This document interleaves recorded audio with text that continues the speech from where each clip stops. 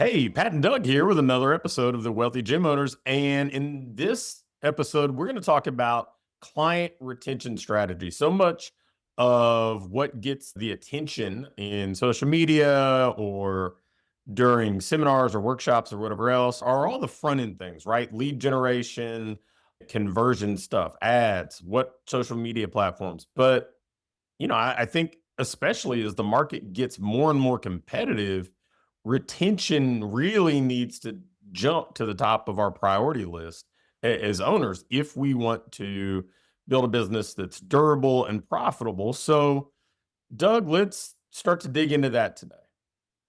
Yeah, I think retention starts in your marketing. You mentioned a lot of the focus is on marketing, rightfully so. Like, to be fair, one of the many challenges of business is there's always multiple things to be working on. I would love to say, here's the one thing you need to work on. And although we could prioritize it, it's always going to be both right? Marketing and retention. We can't stop one to work on the other. That's the challenge and the hopefully the fun of being a business owner. But if we look at our marketing, certainly I think we can unpack retention strategies once somebody's a client and the culture and the community piece that we build around it. But looking back and watching and just trying to observe both what we've done and what our coaching clients have done that have really strong retention, I think it starts with attracting the right people into the ecosystem. Because at the end of the day, if I don't have my ideal client dialed in and I'm not speaking to the message that I actually want to work with and want to serve. And not only I want to serve, but my team wants to serve and my model supports, right? My model supports, meaning if you look at our new location, tiny in the sense of, what I'm used to, right? 1,500 square feet, 6 people at a time, everybody's 50, 60 plus. Most of them have never been to a gym before. So if I start marketing in a way that attracts somebody that wants a high energy environment and is looking for kind of that a lot more social, meaning there's dozens of people in the gym that they're going to meet, even if my marketing gets them in the door, they're not going to stay, right? I could have the best marketing in the world that gets them in the door, but they're never going to stay because they're going to get bored with that environment. And so I think dialing in the marketing first to speak to the ideal client that you want, the client that fits well within your environment so that it's a match. It has to be a match when they come in. Yeah, I think that gets overlooked so much. And I remember when it got magnified so much when the Lose 20 at 6 challenge was so popular. People got excited about it. It was obviously effective at getting a high volume of people in the door.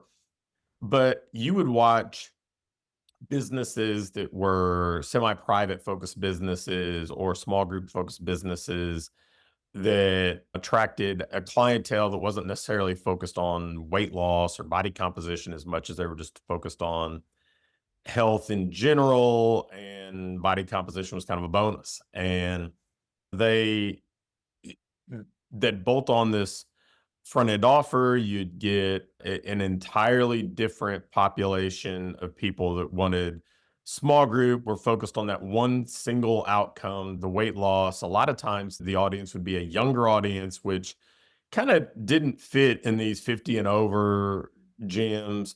And it would not only would that really kind of be just kind of a band-aid solution, right? Getting people in temporarily that weren't going to stay.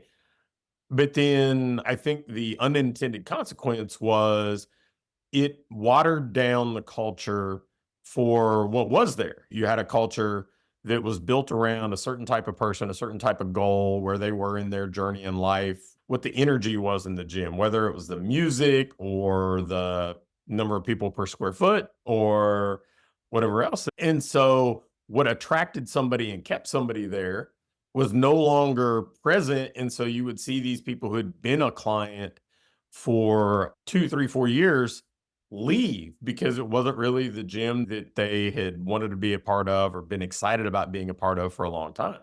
And I think we've seen that time and time again. Culture is a really interesting kind of chemistry experiment in some ways. I mean, I've studied it since my time as a college baseball coach. I've written a book about it. I've done courses about it.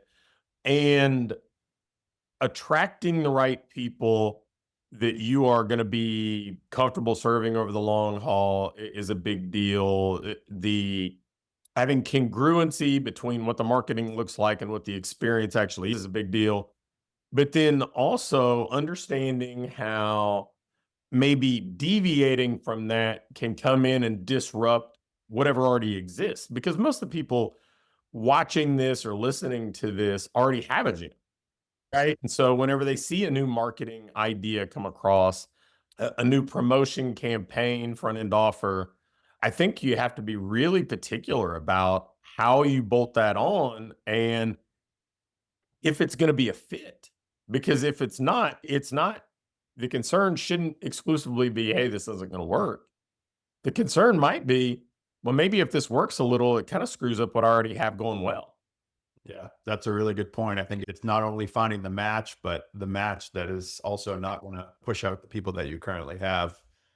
So if we maybe put that as action item number one, like look at your marketing, make sure it's really attracting the people that you know are going to be long-term fits, and pay attention to who you like to train, who your team likes to train, who sticks around long-term. And although you think you may have your ideal client in mind, I think if we study the people that we look forward to working with, the people that have been with us, maybe not even the longest, but let's say more than average, and you really enjoy them. Because we also always have those clients that have been with us forever that we may not love, but you think of who is the client that I love working with, and that's who I want to attract. The next thing I thought of was in your sales process. Most of us have a process where we're meeting with these people before they sign up, right? Whether that's a phone call or an in-person consultation, we're meeting with people first before they sign up. And I think sometimes there's this, whether it's intentional or not, we don't cover what may happen in the future as a hurdle as a reason that they leave. So a best example in a lot of our populations is things like medical and travel, right? Are common, whether they're legit or not, are common reasons that people will leave our service, whether that's a short-term pause or a long-term never come back. I always felt that it was important to cover that right from the beginning, even if they don't bring it up, right? Even if they don't bring it up. So, hey, you didn't mention any injuries today, but I want to let you know that if you ever do face an injury, here's how we're going to handle that. Or travel. If you're dealing with a more affluent population, they probably travel more. And so even if they didn't mention, hey, every summer I go here, every winter I go here, I'm still going to proactively in my sales process mention this is how, when you do travel, this is how we're going to handle it. And like anything, the term we've kind of used is like the chief reminding officer, right? We need to not only the sales process, but if you're looking for content that you send out in your onboarding campaign, if you're looking at things like client memos, what to talk about in a client memo, I'm going to, knowing that, and those two are examples, but knowing what are the common reasons that people do end up leaving, I'm going to address that from day one and build it in as just part of the culture. Just like with athletes, building in from day one, we know at some point they're going to want to hold because of the busyness of sports. Can we build in from day one before it even comes up as an objection? Here's what you do in season. Here's what our best athletes do in season before it even comes up. Because in my opinion, by the time it comes up, if it's really hard to change their mind. It really is. And so if we can just build that into the culture that this is what happens when these things may happen in the future, super important. Yeah, I think the proactive communication in all of this always works out better. Always works out better. And everybody, it's kind of like in selling, right? People get really caught up in the objection handling. Like, well, if you can get in front of things, then there are far fewer objections. So if that's number two, what's number three? So I would look at how are we, I think there's probably the two, I guess we can call it number three and 3A and 3B, which is like your recognition and accountability, right?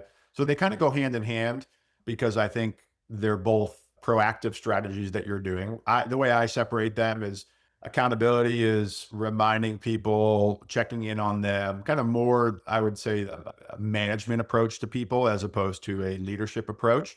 And then recognition is celebrating them. So if you're starting from scratch, I like to just list those two categories out and brainstorm some ideas. Some things that we would do is make for accountability, making sure we're tracking attendance, making sure coaches have a proactive way of reaching out to somebody that maybe was scheduled for that day but didn't show. And in the beginning of a business, those are all kind of things that you remember. But as you get to 50 clients, 100 clients, 150 clients, there will always be people that fall through the cracks if we don't have this in place.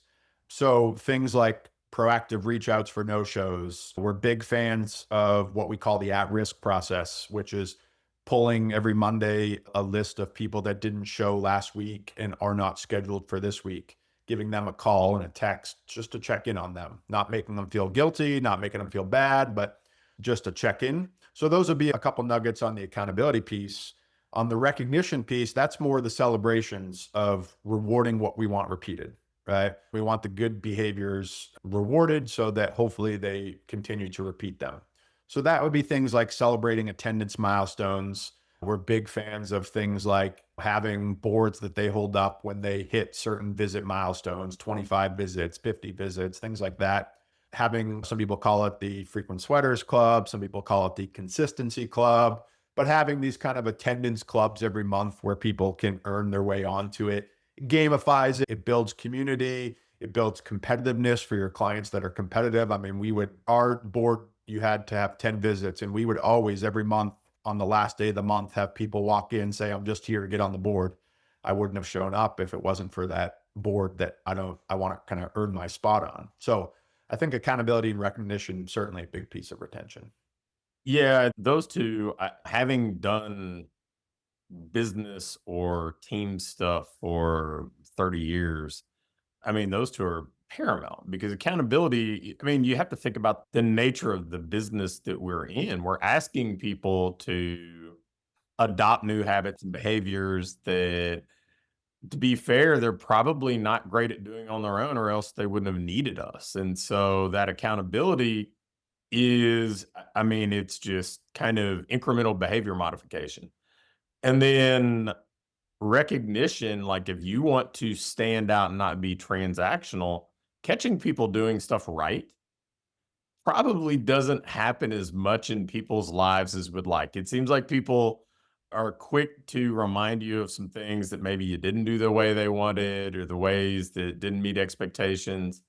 But a lot of the things that we do right kind of flies under the radar. And you being the person or you being the business in people's lives that celebrates them in big and small ways. I mean, sometimes it can be these really tangible things that go on the wall or posted on social media. And sometimes it's just noticing when somebody did something well in class, right? Somebody picking up a new skill, somebody moving up in weight. I mean, all those things. It's nice when somebody's paying attention to you and catches you doing something well and acknowledges it. So I think we all gravitate towards the environments where that's more prevalent. So yeah, I think those two are, they're like two peas in a pod. Those are powerful. I wanted to ask because this actually came up in a kind of a private meeting I had with somebody yesterday outside the industry, new client onboarding and the role it plays in retention, because we talked about the challenges they may have when their onboarding was kind of inconsistent, hit and miss, was kind of just even throw you to the wolves, right? So talk a little bit about how that may play a part. Yeah. So with new client onboarding, I think for most of it is going to be reducing the overwhelm and intimidation factor that comes, at least in our industry. And I imagine with any new service, there's, for most of the people that we attract, there's very much the unknown. Like, we're selling the invisible, right? They're not buying a product. We're selling a service, and they've yet to experience that service. So the idea of what's next or what to expect, it's not like a product where I can physically visualize it. So with the onboarding, I think both with electronic communication, we even interject manual outreach, phone calls, texts, etc., to just prep the clients what is next, right? So things like as soon as they sign up, getting video from their coach of what to expect on day one, right? Day two, here's a check-in call of how you're feeling after the first day, right? Little touch points like that, we can automate some of it by all means. Some of the content can be automated, but I also think there's a degree of just manual outreach and having a small, even if it's for say a week or two in the beginning, really setting that foundation for a client where here's where I'm going to have my touch points of checking in, making sure they're doing okay. But also, like the way I think about a new client is like lanes in a highway. When they first join, they're on a one lane road, right? I don't want them to have a ton of choice, not in the sense of feeling restricted, but it's like I was talking to a buddy of mine last night and he's like, imagine if we were talking about realtors and he's like, the realtor that asks you, like, what do you want to do when you're getting ready to buy a house? Like, some of this needs to be the realtor taking the professional role and saying, here's what I recommend, and then letting the client object if they don't agree. But a lot of onboarding is our clients don't know what is next. Our clients don't know what to expect. So I want a one lane road of here's what's next, here's what's next, here's what's next. And then our veteran clients, then we can go 3 lane highway, 4 lane highway and say, hey, we're working lower body today. Do you want to do a lunge or a squat? Right. And your client's been with you 3 years is going to know, oh yeah, I feel like doing a lunge today. So that's how I would think of the onboarding. Yeah, I think that the almost like gut instinct is to do the opposite, to do too much, to overwhelm people, say all the things that we could give them in their welcome packet, inundate them in onboarding emails where somebody gets a novel with every conceivable thing that could happen, everything they should expect. And the reality is we're just trying to get somebody into this new behavior. How do we lower the friction as much as possible to get them in here where we can do the work that we want to do to give them the outcome they want to get? So, Yeah. yeah, I think that's important. So, all right, anything else that you feel like is paramount when it comes to client retention? Yeah, two last things. One would be touching on the which is certainly could be an episode of itself, but I think the how do you build community, right? There's got to be that community culture, all that kind of stuff that we really can't measure. It's just more of a feeling. And I think that comes down to everything from who you attract and letting the culture kind of build itself. That includes both clients and team, right? In our business, the team is a big driver of the culture. So, big driver of the community. And so, I think keeping that in mind, and even things like events, I know a lot of our gyms use events, and I'm talking outside of the gym to build culture and community. One of the biggest things I've learned with that over the years and hopefully improved on is those extra things have to match the avatar. So an example is when, say, to put a time frame to it, 10 years ago, our population in our gym was more of that traditional kind of busy mom, young mom, 30s, 40s, had young kids in the school. And so we used to absolutely crush it with charity workouts, right? Because they would bring all their girlfriends, they would bring all their kids. I mean, we'd had 120 people in the gym and 30 of them were kids and young kids. And so a ton of energy, ton of chaos, and they fed off of that. We would raise a ton of money and then they would all go for coffee after, and it would be a big boost to the community. We would do them a ton throughout the year and people would look forward to them, et cetera. And then over the years, as we started shifting our avatar to a more older clientele that maybe their kids were in college, right? So they weren't around only during the summer, or they were retired and their kids were now having their own family and not around. The events that we had to do were different, right? They were different. So it took us some, I don't say failures, but some bad showings to existing events to realize, hey, this is not what our avatar wants anymore. The 65-year-old does not want to be in a room with 120 people sweating to a circuit, right? Instead, we switched to things like they loved volunteering events. They loved doing, like, we live near the beach. So it's very common to get a group together to go do a beach cleanup day. Things like that, where again, same thing, they would go socialize, go meet for coffee after. And they loved it, but just tweaking that and making sure that matches your avatar. But those events and kind of extra nuggets, I think, are a big part of the culture for sure.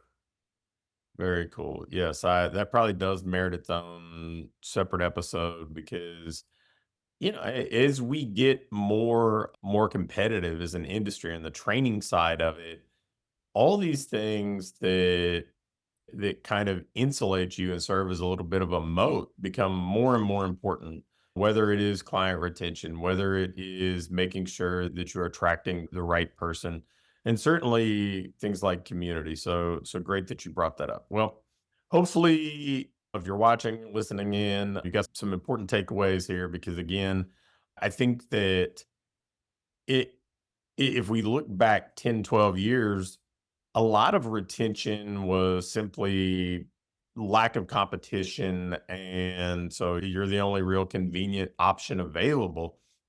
But the industry's changing, things are evolving.